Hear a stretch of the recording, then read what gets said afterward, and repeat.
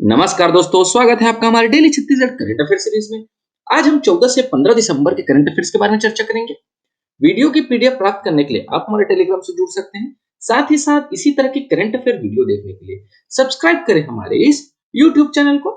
चलिए, पिछले वीडियो में हमने जो भी पढ़ा था उसका क्विक रिवीजन हम कर लेते हैं। छत्तीसगढ़ राज्य की वर्तमान सरकार ने किस वर्ष तक प्रदेश की जीडीपी को 10 लाख करोड़ तक पहुंचाने का लक्ष्य रखा है? वर्ष 2028 तक का लक्ष्य रखा है। छत्तीसगढ़ में अब पर्यटन को किसका दर्जा मिलेगा? उद्योग का दर्जा मिलेगा। हाल ही में चर्चित मधेश्वर पहाड़ छत्तीसगढ़ के किस जिले में स्थित है? जसपुर जिले में स्थित है। छत्तीसगढ़ के किस जिले के हरदी भाठा ग्राम पंचायत को राष्ट्रीय पुरस्कार 2024 से सम्मानित किया गया है? धमतरी जिले को किया गया है। अटल विहार योजना के अंतर्गत श्री विष्णुदेव साय ने कितने आवासीय परियोजनाओं का शुभारंभ किया है? 7 आवासीय परियोजनाओं का शुभारंभ किया है। छत्तीसगढ़ में मुख्यमंत्री अन्न कोष योजना का शुभारंभ कब किया गया है? 10 दिसंबर 2024 को किया गया है। पर्यटन वेबसाइट में शामिल होने वाला छत्तीसगढ़ का पहला जिला कौन बना है? जशपुर बना है। छत्तीसगढ़ में कितने नए केंद्रीय विद्यालय प्रारंभ होंगे? 4 नए केंद्रीय विद्यालय प्रारंभ होंगे। चलिए दोस्तों, अब ज्यादा समय व्यर्थ ना करते हुए आज हमारे पहले प्रश्न की ओर चलते हैं। हमारा आज का पहला प्रश्न है, छत्तीसगढ़ में पीएम स्वनिधि योजना के सफल क्रियान्वयन के लिए निम्न में से किस जिले को पुरस्कृत किया गया है? 4 ऑप्शन यहाँ पे दिए गए हैं। इसका सही उत्तर है ऑप्शन सी, धमतरी जिले को पुरस्कृत किया गया है। चलिए डिटेल में पढ़ते हैं। प्रधानमंत्री स्ट्रीट वेंडर्स आत्मनिर्भर निधि यानी कि पीएम स्वनिधि योजना में धमतरी जिले को सफलता मिली है। मुख्यमंत्री श्री विष्णुदेव साय और उप मुख्यमंत्री श्री अरुण साव ने नगर निगम धमतरी को पीएम स्वनिधि योजना और राष्ट्रीय शहरी आजीविका मिशन के सफल क्रियान्वयन के लिए पुरस्कृत किया है। यह सम्मान रेहड़ी पटरी व्यवसायों की मदद में अव्वल रहने के मद्देनजर नगर निगम धमतरी को मिला है। धमतरी नगर निगम में इन योजनाओं के अंतर्गत छोटे व्यापारियों, रेहड़ी पटरी विक्रेताओं और शहरी गरीबों को आत्मनिर्भर बनाने की दिशा में सराहनीय कार्य किया है।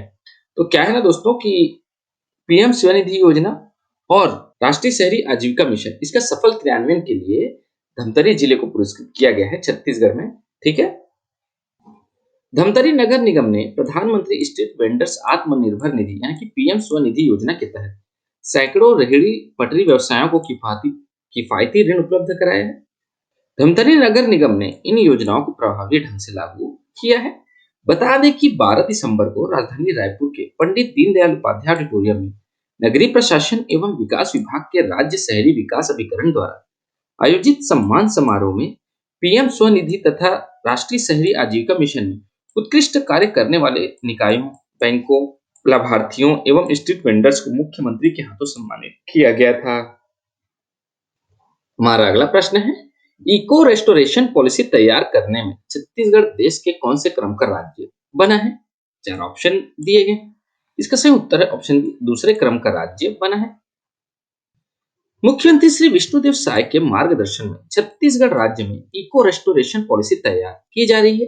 केरल के बाद छत्तीसगढ़ देश का दूसरा राज्य है जो यह पॉलिसी तैयार कर रहा है। इस नीति का मुख्य उद्देश्य राज्य के खोए हुए वन क्षेत्रों, आर्द्र भूमियों और अन्य पारिस्थितिक तंत्रों का पुनर्स्थापित करना है। जैव विविधता के संरक्षण, जलवायु परिवर्तन के प्रभावों को कम करने और सतत विकास लक्ष्यों मतलब एसडीजी के समन्वय स्थापित करने के लिए इको रेस्टोरेशन अत्यंत आवश्यक है।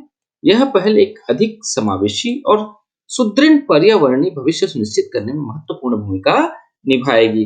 ठीक है दोस्तों, तो ध्यान रखिएगा, देश का यानी कि भारत देश का पहला राज्य कौन सा है जिसने इको रेस्टोरेशन पॉलिसी तैयार की है? केरल है। केरल के बाद जो है छत्तीसगढ़ देश का दूसरा राज्य है जो इको रेस्टोरेशन पॉलिसी तैयार कर रहा है। ठीक है, क्लियर है। इसका उद्देश्य क्या है? छत्तीसगढ़ राज्य के खोए हुए वन क्षेत्रों, आर्द्र भूमियों और पारिस्थितिक तंत्रों का पुनर्स्थापित करना इस पॉलिसी की उद्देश्य है। ठीक है, क्लियर है। कुछ भी डाउट हो कमेंट्स में बताइएगा। चलिए आगे बढ़ते हैं हमारे अगले प्रश्न की ओर। हमारा अगला प्रश्न है, छत्तीसगढ़ के किस जिले में संचालित स्कूल फिर चले अभियान को स्कॉच अवार्ड में सिल्वर अवार्ड से सम्मानित किया गया है? 4 ऑप्शन यहाँ पे दिए गए हैं।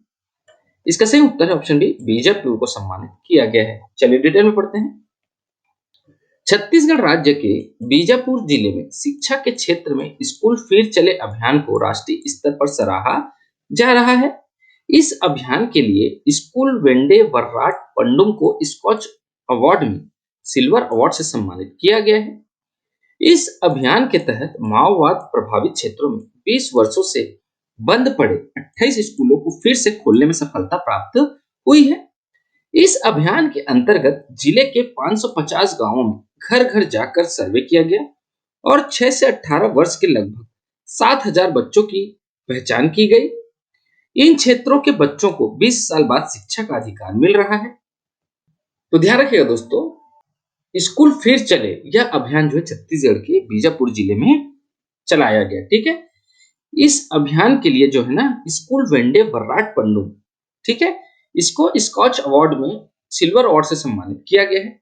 अब इस स्कूल फिर चले अभियान के तहत क्या किया गया है, जितने भी माओवाद प्रभावित क्षेत्र हैं उसमें जो 20 वर्षों से या उससे अधिक से जो भी स्कूल बंद पड़े हैं उनको फिर से खोलने में सफलता प्राप्त हुई है। कितने स्कूलों को फिर से खोला गया है? 28 स्कूलों को खोला गया है। ठीक है, इसमें लोग क्या किया गया, गवर्नमेंट के द्वारा घर घर जाकर सर्वे की गई और पहचान किया गया कि 6 से 18 वर्ष के बच्चों का, ठीक है, जिनको फिर से शिक्षा दिया जाए।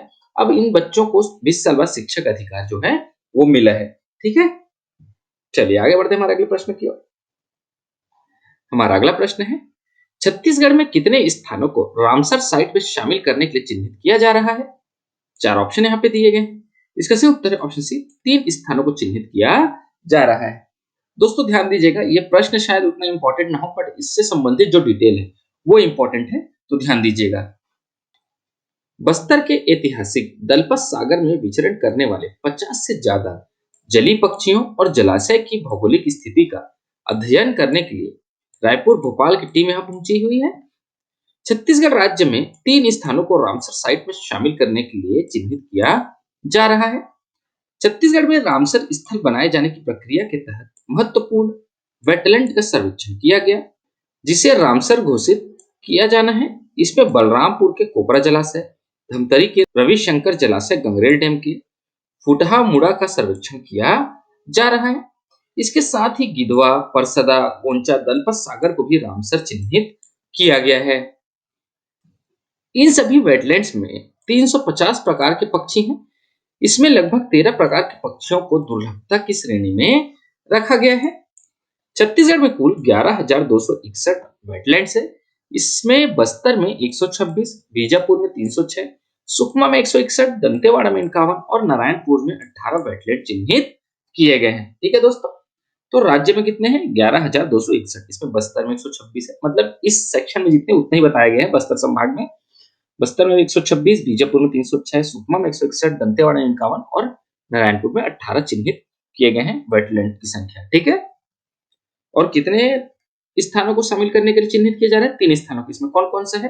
3 स्थानों में क्या क्या शामिल है? इसमें बिलासपुर का कोपरा जलाशय शामिल है, धमतरी के रविशंकर जलाशय, गंगरेल डैम के फुटहा मुड़ा को और दलपत सागर को भी इसमें चिन्हित करने के लिए भी सर्वे कार्य प्रारंभ किया गया है। ठीक है, हमारा अगला प्रश्न है, उप मुख्यमंत्री श्री अरुण साव ने किस जिले में मल्टी विलेज जल प्रदाय योजना के वाटर ट्रीटमेंट प्लांट का शिलान्यास किया है? 4 ऑप्शन यहाँ पे दिए गए हैं। इसका सही उत्तर है ऑप्शन डी, मुंगेली में किया है। चलिए डिटेल में पढ़ते हैं। उप मुख्यमंत्री तथा लोक स्वास्थ्य यांत्रिकी मंत्री श्री अरुण साव ने 7 दिसंबर को मुंगेली जिला के लोरमी विकासखंड के खुड़िया में 290 करोड़ रुपए से अधिक लागत की मल्टी विलेज जल प्रदाय योजना के वाटर ट्रीटमेंट प्लांट का शिलान्यास किया है। जल जीवन मिशन के तहत खुड़िया मल्टी विलेज योजना से मुंगेली जिला के तीनों विकास खंड के 206 गांवों को स्वच्छता और सुरक्षित पेयजल की आपूर्ति की जाएगी। खुड़िया जलाशय के सामने 23 MLD क्षमता का वाटर ट्रीटमेंट प्लांट बनाया जा रहा है।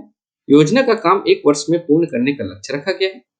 शासन द्वारा योजना के लिए 290 करोड़ 12 लाख रुपए स्वीकृत किए गए हैं। हमारा अगला प्रश्न है, निक्षय निरामया छत्तीसगढ़ 100 दिवसीय जांच व उपचार अभियान कहां शुरू हुआ है?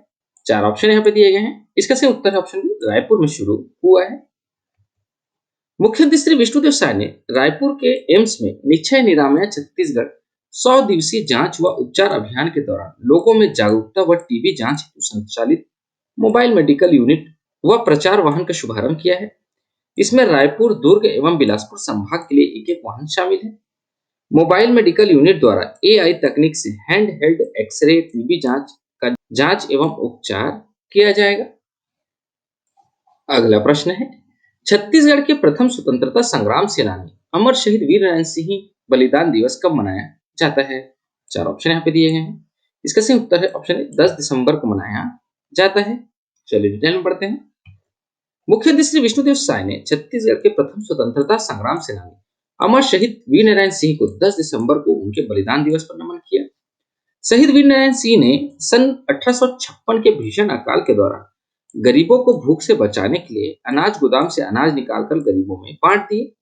अंग्रेजी सरकार ने 10 दिसंबर 1857 को रायपुर के जय स्तंभ चौक में उन्हें फांसी दे दी गई।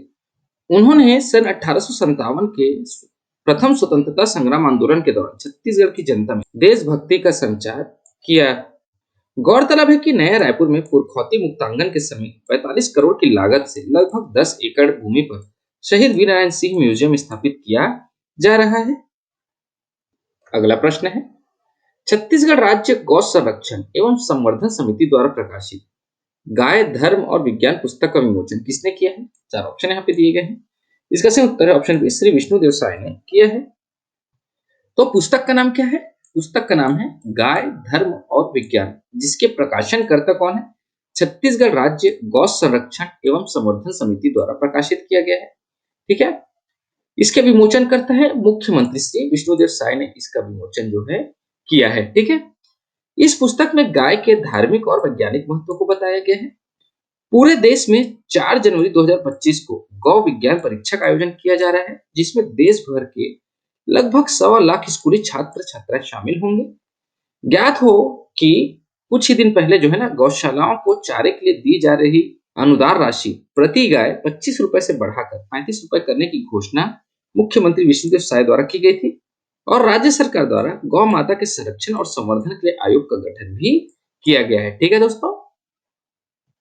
दोस्तों, आज के लिए आपका प्रश्न है कि छत्तीसगढ़ राज्य की नई औद्योगिक नीति कब से लागू हुई है? चार ऑप्शन यहाँ पे दिए गए हैं। इसका सही उत्तर आप हमें हमारे कमेंट बॉक्स में जरूर बताएं। आज की इस वीडियो में इतना ही दोस्तों। आशा करता हूँ आपको हमारी वीडियो पसंद आई होगी। अगर आपको हमारी वीडियो पसंद आती है लाइक करें, शेयर करें और हमारे चैनल को सब्सक्राइब करें। इस वीडियो को देखने के लिए आपका बहुत बहुत शुक्रिया। Thank you very much.